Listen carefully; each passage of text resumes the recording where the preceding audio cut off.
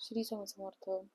स्वागत आहे तुमचं माझ्या श्री स्वामी या भक्ती चॅनलवर. तर आजच्या माध्यमातून आपण काही नवीन माहिती जाणून घेणार आहोत. आजच्या व्हिडिओमध्ये आपण जी काही माहिती जाणून घेणार आहोत ती अर्थातच श्रावणानिमित्त आहे. तर आज श्रावणाचा पहिला सोमवार आहे. आता आज श्रावण महिन्याला सुरुवात झालेली आहे आणि या श्रावण महिन्यामध्ये अतिशय महत्त्वाची गोष्ट केली जाते ती अशी की भगवान शंकराच्या पिंडीवर बेलपत्र अर्पण केलं जातं.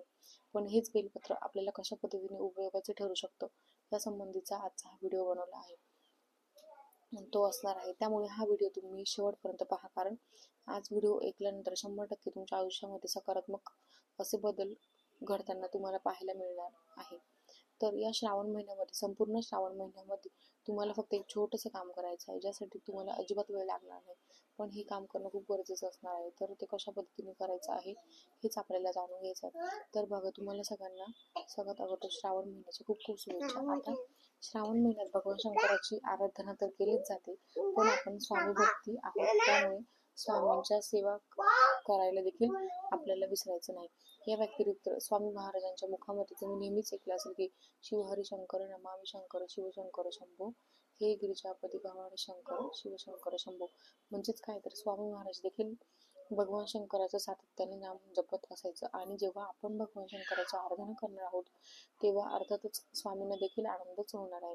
त्यामुळे स्वामींचा देखील आशीर्वाद आपल्याला प्राप्त होणार आहे. आता शिवपिंडीवर बऱ्याच प्रकारच्या गोष्टी अर्पण केल्या जातात. त्यातली सगळ्यात महत्त्वाची गोष्ट म्हणजे बेलपत्र.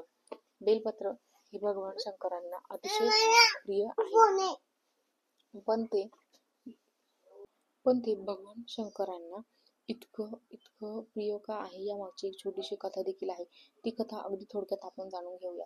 फार वेळ अजिबात लागणार नाही, पण कथा सांगणं गरजेचं आहे. तर बघा, बेलपत्राला इतकं अनन्यसाधारण असं महत्त्व का प्राप्त झालं, तर समुद्र मंथन झालं तेव्हा समुद्र मंथनासोबत विविध प्रकारच्या गोष्टी निर्माण झाल्या होत्या किंवा बाहेर आल्या होत्या. विविध गोष्टींची उत्पत्ती देखील झाली होती. त्यामध्ये अमृतही होतं किंवा आणि विषही होतं. आता ह्या ज्या काही कथा आहेत त्या तुमच्यापर्यंत नक्की पोहोचलेल्या आहेत. त्यानंतर हे जे विष बाहेर आलं होतं ते भगवान शंकरांनी विश्व कल्याणासाठी, प्रत्येकाच्या कल्याणासाठी आपल्या गळ्यामध्ये ठेवलं होतं. आता भगवान शंकराचा फोटो जेव्हा तुम्ही बघता तेव्हा गळ्याच्या ठिकाणी निळसर रंग आपल्याला पाहायला मिळतो किंवा निळकंठ हे नाव तुम्ही ऐकलंच असेल. तर निळकंठ नाव जे आहे ते याच कारणामुळे पडलं आहे, म्हणून भगवान शंकरांना नीलकंठ म्हणून ओळखलं जातं. आता हे देखील अगदी तुम्हाला लहानपणापासूनच ठाऊक असेल. पण आता जेव्हा भगवान शंकरांनी इतरांच्या कल्याणासाठी विष आपल्या गळ्यामध्ये ठेवलं तेव्हा भगवान शंकरांना प्रचंड त्रास होऊ लागला.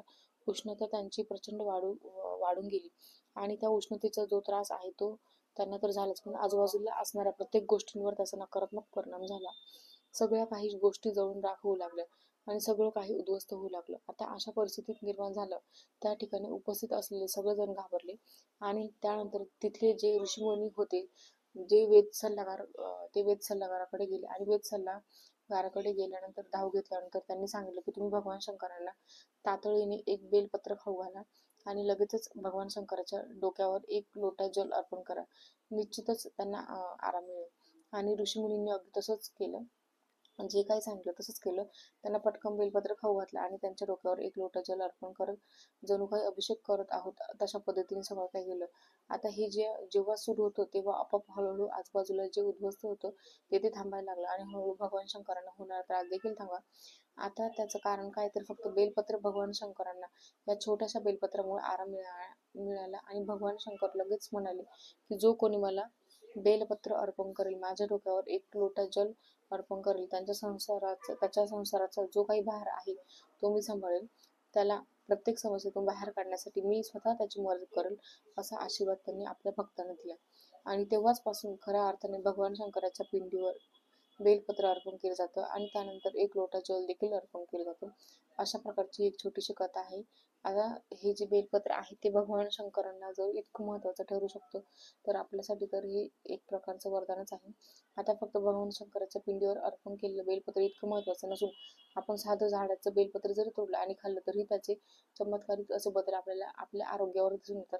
कारण मुळातच ही एक औषधी वनस्पती आहे. आपल्या आयुर्वेदानुसार प्रत्येक वनस्पतीचे एक विशेष महत्त्व आहे, तसेच बेलपत्राचे देखील आहे. बेलपत्रामुळे आपल्याला अनेक आरोग्यांच्या समस्यापासून आराम मिळायला मदत मिळते. तसेच जेव्हा हे बेलपत्र आपण पिंडीवर अर्पण करतो आणि अर्पण केलेले बेलपत्र जेव्हा खातो ना तेव्हा ते साधं बेलपत्र राहत नाही, तर त्याला एक प्रकारचा प्रसादाचं रूप प्राप्त होतं. आणि जेव्हा आपण तो प्रसाद म्हणून खातो तेव्हा निश्चितच त्याच्यामध्ये एक प्रकारची सकारात्मकता असते आणि ही सकारात्मकता आपल्याकडे येते, आपल्याला आकर्षित करते आणि आपल्या आयुष्यात सकारात्मक गोष्टी देखील घडू लागतात. त्यामुळे पिंडीवर अर्पण केलेलंच बेलपत्र आपल्याला खायचं आहे. इतर वेळेस तुम्हाला जर खायचं असेल तर तुम्ही दुसरंही खाऊ शकता, पण जेव्हा तुम्ही पिंडीवरच खाणार आहात आणि त्यातल्या त्या श्रावण महिन्यात खाणार आहात तर त्यांचे चमत्कारिक असं बदल तुमच्या आरोग्यावर तर होतच, पण तुमच्या सांसारिक अडचणी सुटण्यासाठी तुम्हाला देखील मदत मिळणार आहे. आता बेलपत्र म्हटलं तर वात, कफ, पित्त हे जे काही दोष आहेत त्या दोषांपासून मुक्तता मिळवण्यासाठी खूप महत्त्वाचा घटक मानला आहे. त्याचसोबतच बेलपत्र खाल्ल्याने आपल्यासोबत काय काय घडू लागतं तर बघा, बेलपत्र आपण जेव्हा खातो तेव्हा आपोआप आपल्यामध्ये सकारात्मकता येते. ज्यांना मांसाहार, मद्यपान सोडण्याची इच्छा आहे पण त्यांची ती सवय सुटत नसेल तर हे छोटंसं बेलपत्र त्यांना मदत करणार आहे. दररोज जेव्हा तुम्ही एक बेलपत्र खाणार तेव्हा आपोआप तुमची मांसाहाराची, मद्यपानाची इच्छा कमी होणार आहे. आणि सातत्याने जेव्हा तुम्ही बेलपत्र कमीत कमी 1 महिना खाणार तेव्हा तुम्हाला असा काही सकारात्मक रिझल्ट बघायला मिळणार आहे की तुम्ही पुन्हा मांसाहार, मद्यपान करायचं नावही घेणार नाही. पण हे करून पाहण्यासाठी, अनुभवण्यासाठी तुम्हाला स्वतःला ते करावं लागणार आहे. फक्त सांगितलेल्या गोष्टींवर विश्वास ठेवण्यापेक्षा तुम्ही ते स्वतः करून बघा. त्यानंतर बघा, जेव्हा आपण भेंडीवरचं बेलपत्र खातो तेव्हा आपलं जे दुर्भाग्य आहे ते सौभाग्य बदलायला सुरुवात होत असते. आपण ज्या काही गोष्टी आपण करत असतो पण त्याचं फळ आपल्याला बऱ्याचदा मिळत नाही, पण तर हे बेलपत्र खाल्ल्याने आपल्यामध्ये आपोआपच सकारात्मकता येते आणि सकारात्मक गोष्टी आपल्या बाबतीत घडू लागतात आणि एक प्रकारे सौभाग्याची प्राप्ती देखील होते. आपले विचार सकारात्मक होऊ लागतात आणि आपली विचारसरणी एकदा की बदलली की आपोआप आपण घेतलेले जे काही निर्णय आहे ते देखील योग्य ठरू लागतात. त्यासोबतच आपलं रक्त देखील शुद्ध होण्यासाठी मदत मिळते.